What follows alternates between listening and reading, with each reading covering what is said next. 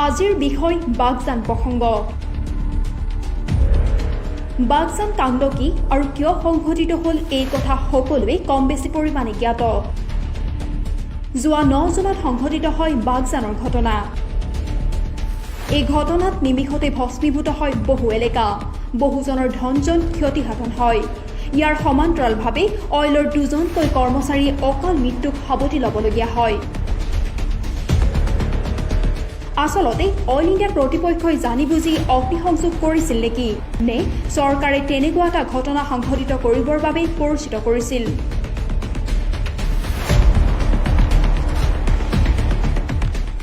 খাৰুৱা তেল অসমৰ এক সম্পদ, যি সম্পদে অসমৰ অৰ্থনৈতিক অৱস্থাক টনকিয়াল কৰি তুলিছে। 1889 চনত ডিগবৈত প্ৰথমে খাৰুৱা তেলৰ সন্ধান পোৱা গৈছিল।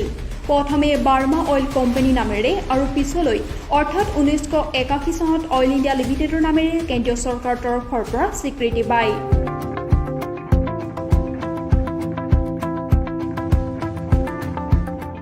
প্ৰসংগক্ৰমে উল্লেখযোগ্য যে অইল ইণ্ডিয়া লিমিটেডে তেল আৰু প্ৰাকৃতিক গেছ অন্বেষণ আৰু উৎপাদনৰ কাম কৰে।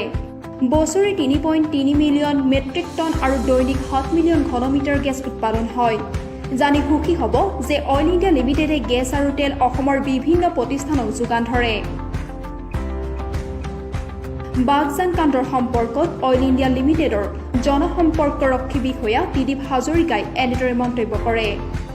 আমাৰ আৰু মানুহখিনি কষ্ট দেখি আমি বিৰাট মৰ্মাহত হৈছো। ডাইৰেক্টৰ চিএমডি বাহাৰ পাতি আজি 15 দিনৰ পৰা দুলীয়াজনতে আছে।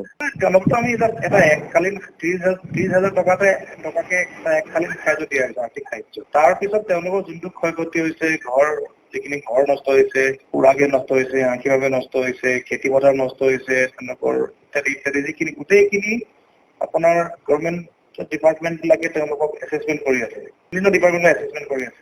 সেই গোটেই এছেছমেণ্টৰ ৰিপৰ্টবোৰ যেতিয়া আহিব অইল ইণ্ডিয়াৰ হাতলৈ, তাৰ গভৰ্ণমেণ্টৰ যিখিনি ৰেকমেণ্ডেশ্যন থাকে, আমি সেই মৰ্মে তেওঁলোকক সেইটো সময়ত জৰিমনা আমি দিম।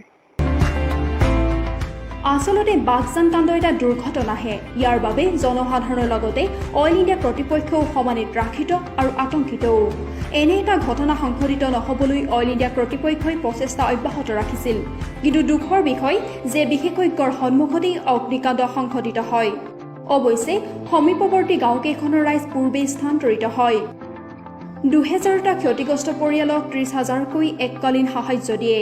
অইল ইণ্ডিয়া কৰ্তৃপক্ষই জনোৱা মতে পথ নিৰ্মাণ, দলং নিৰ্মাণ, আত্মসহায়ক গোটক সাহায্য প্ৰদান, কৃষকক বীজ প্ৰদান, দক্ষতা বিকাশৰ প্ৰশিক্ষণ আৰু কম্পিউটাৰৰ প্ৰশিক্ষণ প্ৰদান কৰে। ক্ষতিগ্ৰস্তসকলৰ ক্ষতিপূৰণৰ সম্পৰ্কে অইল ইণ্ডিয়া কৰ্তৃপক্ষই স্পষ্টভাৱে ব্যক্ত নকৰিলেও অইল ইণ্ডিয়া লিমিটেডে জনহিতাৰ্থে বহুখিনি কাম কৰি গৈছে। খাৰুৱা তেলৰ উৎপাদনেৰে অসমক সমৃদ্ধ কৰি ৰখা অইল ইণ্ডিয়া লিমিটেডৰ এই প্ৰয়াস সুদূৰ প্ৰসাৰী হওক, আমি জনালো অলেখ অভিনন্দন। News desk report, এনিফোকাছ.com।